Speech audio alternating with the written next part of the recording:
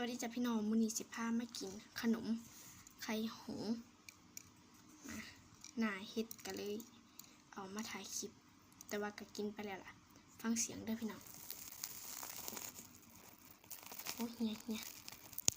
เสียงแบบกรอบๆอุ้ยแต่ว่าเหี่ยวเต็มเลยอ่ะไม่เป็นไรเดี๋ยวเก็บก็จะมาบีใส่เบิ่งเด้อปะทีนี้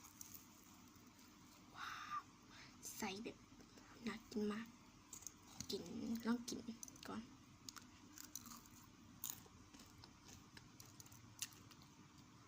แซ่บ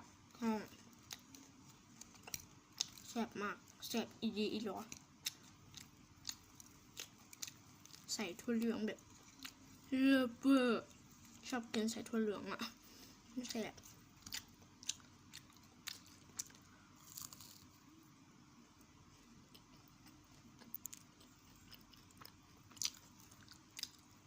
เนื้อใส่พี่อย่าใส่กินใส่อร่อยใส่เยอะมากพอเห็ดกินเอง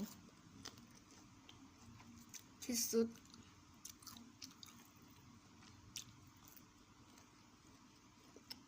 ไอ้ลองกินใส่มันเลยกินใส่มันอย่างเดียว